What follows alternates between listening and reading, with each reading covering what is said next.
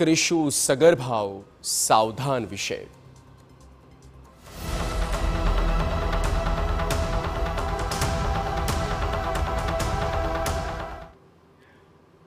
જો તમને કોઈ સરકારી યોજનાનો લાભ આપવા માટે ફોન આવે તો સાવધાન થઈ જજો। જો કોઈ યોજનાના રૂપિયા તમારા ખાતામાં નાખવા માટે તમારી વિગતો માંગે તો એલર્ટ થઈ જજો, કારણ કે ગાંધીનગરના એક ગામમાં કેટલીક સગર્ભા મહિલાઓને નિશાને લેવામાં આવી છે। તમામના ખાતામાંથી રૂપિયા ચાઉ થઈ ગયા છે। આ કૌભાંડને સાંભળશો તો ચોંકી જશો।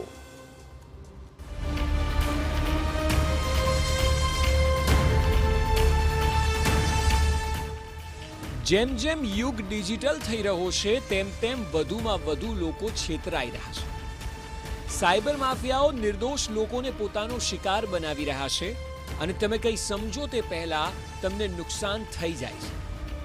મોટે ભાગે તમારા ખાતામાં રહેલા રૂપિયા પર તેઓની નજર હોય છે અને એટલે તમને ખ્યાલ પણ ન આવે તે રીતે તમારા રૂપિયા ચાઉ થઈ જાય છે। જો કે હવે સાયબર ગઠિયાઓએ નવો જ એક કિમિયો અજમાવવાની શરૂઆત કરી છે। સાયબર ગઠિયાઓનો નવો પેંતરો।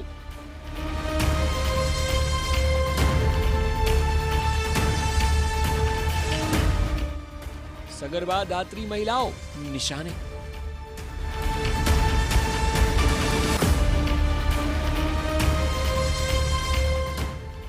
સરકારી સહાયના નામે મોટી છેતરપિંડી।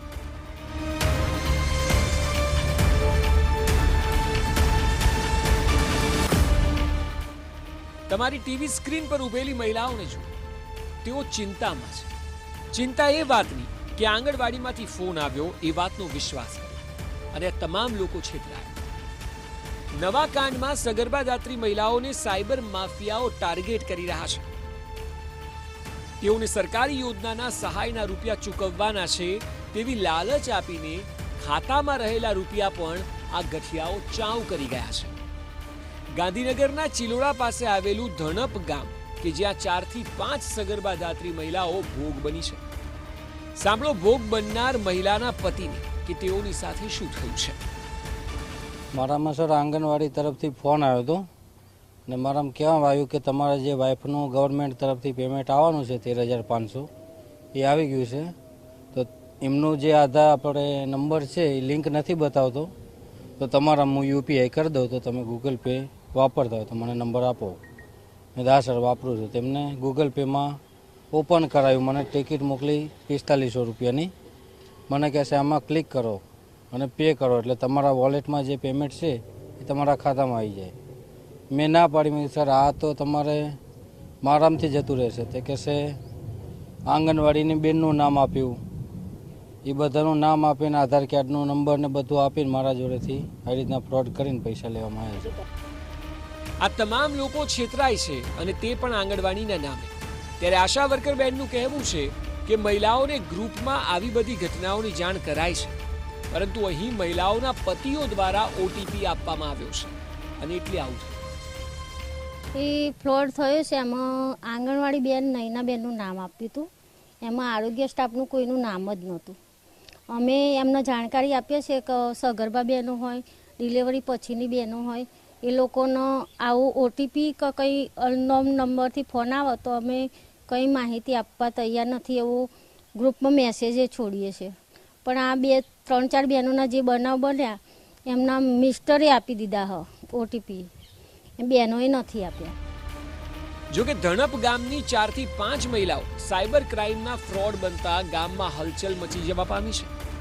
ફરિયાદીઓએ તાત્કાલિક જિલ્લા સાયબર ક્રાઇમ અને નજીકના ચિલોડા પોલીસ મથકે જાણ કરી હતી, પરંતુ લોકોના મુખે એક બીજી ચર્ચા એ પણ જોવા મળી રહી છે કે સાયબર ફ્રોડ થયા બાદ એક પણ ભોગ બનનારના ખાતામાં રૂપિયા પરત નથી આવ્યા। તેઓ પોલીસ તંત્ર પાસે માંગ કરે છે કે તેમને ન્યાય મળે। આ ઘટનામાં જોવા જેવી બાબત એ છે કે ફોન કરનાર વ્યક્તિ પાસે આંગણવાડીમાં આપેલી તમામ વિગતો પહેલેથી હોય છે, તો આ વિગતો કૌભાંડીઓ જોડે ક્યાંથી આવે છે? આ સવાલ મહત્વનો છે અને એટલે અમે આશા વર્કર સાથે વાત કરી। મેં જે આ સેન્ટરમાં આરોગ્ય સેન્ટરમાં કામ કરો છો ત્યાંથી આ માહિતી કેવી રીતે લીક થઈ, નંબરો કેવી રીતે લીક થયા છે કે એ અમને ખ્યાલ નહીં, કારણ કે આંગણવાડી બેનનું જ નામ આવ્યું આમાં. આરોગ્ય સ્ટાફનું કોઈ નામ જ નથી, કારણ કે નૈનાબેન, બીનાબેન એ 2-3 જણા, બીનાબેન, 2 બીનાબેનો આંગણવાડી, એ બહેનોના નામ આવ્યા અને આંગણવાડી બહેનો નૈનાબેનનું નામ આવ્યું.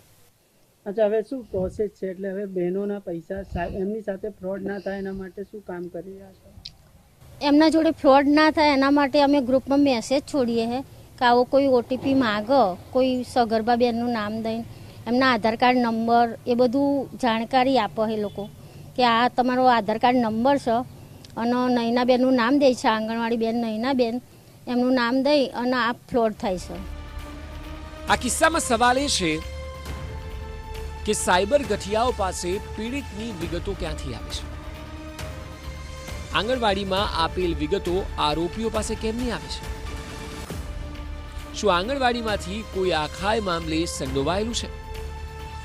પોલીસ ફરિયાદ બાદ જરૂરી છે કે તપાસના મૂળ સુધી જવામાં આવે, અને જો ખરા અર્થમાં આવું થશે તો બની શકે કે આગળના દિવસોમાં આંગણવાડીના કોઈ વ્યક્તિનું આખાય કૌભાંડમાં નામ પણ બહાર આવી શકે. રવિન્દ્ર ભદૌરિયા, TV9, ગાંધીનગર.